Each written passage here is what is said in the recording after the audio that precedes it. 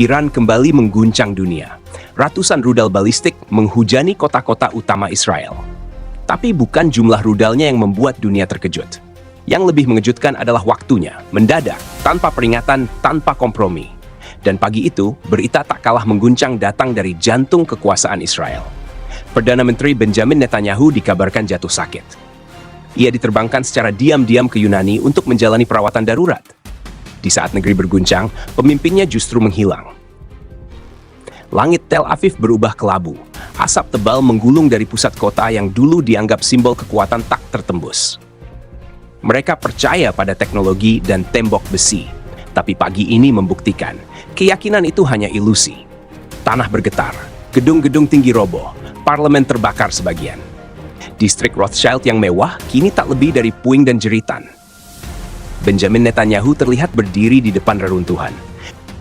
Dulu ia tegas saat memerintahkan serangan ke luar negeri. Kini ia hanya bisa menatap kosong pada kehancuran yang kembali ke negerinya sendiri. Ia diam. Matanya yang biasanya tajam kini redup, penuh beban. Karena ia tahu pagi ini adalah jawaban. Bukan hanya pembalasan, tapi balasan atas darah yang tumpah di Gaza. Atas serangan terhadap situs nuklir Iran. Dan atas tahun-tahun tekanan yang dipaksakan lewat sanksi dan propaganda. Dan ketika mata dunia menatap, sebuah bendera merah dikibarkan di atas kubah Masjid Jamkarat di Qom. Sebuah simbol yang tak main-main. Dalam budaya Iran, merah adalah tanda darah telah tumpah tanpa keadilan, dan hari pembalasan telah dimulai. Serangan ini tak hanya menyasar Tel Aviv, kota Haifa, Netanya, hingga Beersheva menjadi target gelombang rudal yang diklaim dilepaskan langsung dari tanah Iran. Sistem Iron Dome yang digagai pertahanan udara paling canggih di dunia tiba-tiba tampak rapuh, bocor, remuk, tak siap menghadapi senjata baru yang kini jadi momok, rudal hipersonik. Fatah I bukan sekadar rudal, ia adalah anak panah dari neraka, melesat di kecepatan lebih dari Mach 13 lalu bermanuver di Mach 5. Cukup cepat untuk mengecoh radar dan menghantam target vital tanpa sempat dicegat. Ledakan besar di pusat Tel Aviv diduga berasal dari rudal ini. Analis militer menyebut kerusakan seperti itu hanya mungkin disebabkan oleh muatan berat. Dan jika suatu hari Fatah East dipasangi hulu ledak nuklir, seluruh kota bisa berubah menjadi bayangan kelam.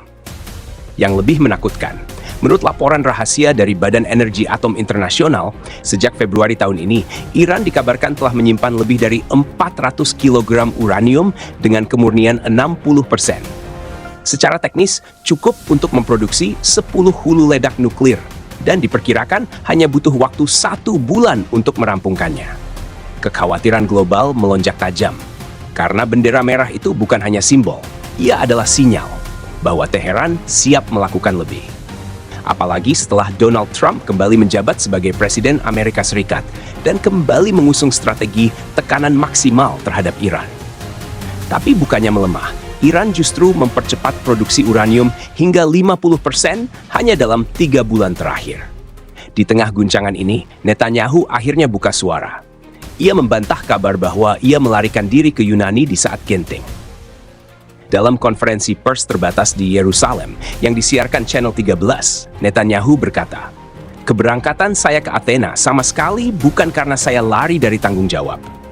Ini adalah sesi terapi dan pengobatan rutin yang sudah dijadwalkan jauh-jauh hari oleh tim medis pribadi saya."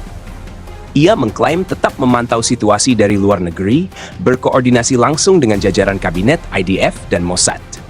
Tidak ada satupun keputusan penting yang saya lepaskan, tegasnya. Namun banyak yang tak percaya. Media Israel dan internasional mengungkap keberangkatan Netanyahu dengan 2 jet tempur yang mengawal pesawat kepresidenan menuju lokasi rahasia, sebelum akhirnya dikonfirmasi mendarat di Athena. Spekulasi pun membanjiri ruang publik. Dan bagi sebagian rakyatnya, tidak penting lagi apakah dia lari atau tidak. Karena yang mereka lihat bukan pemimpin yang hadir di tengah badai, melainkan bayang-bayang dari sosok yang dulu gagah, kini tersudut oleh realitas. Setelah Tel Aviv dihantam rudal dan Benjamin Netanyahu dikabarkan jatuh sakit serta diterbangkan ke Yunani, ruang digital Israel meledak oleh gelombang komentar dari warganya. Kekecewaan, kemarahan, dan rasa kehilangan membanjiri forum daring dan media sosial. Berikut ini komentar warga Israel yang mencerminkan emosi kolektif mereka dalam menghadapi krisis besar ini. Aku melihat kehancuran di Tel Aviv dan tidak percaya. Sepanjang hidup kami diberitahu bahwa Iron Dome melindungi, bahwa tentara kuat, bahwa para pemimpin tahu apa yang mereka lakukan. Tapi pagi ini, semua ilusi terbakar bersama asap. Dan Netanyahu melarikan diri? Kemana perginya rasa aman nasional kami? Ibu kota dibombardir, dan pemimpin kami dikirim untuk pengobatan ke negara asing. Jika ini bukan tanda kehancuran total, aku tidak tahu lagi apa itu. Bendera merah di Teheran bukan sekadar simbol, itu peringatan. Dan kita bukannya melawan, justru terlihat tak berdaya. Jika kita tidak bangkit sekarang, kita akan kehilangan semua yang telah kita bangun.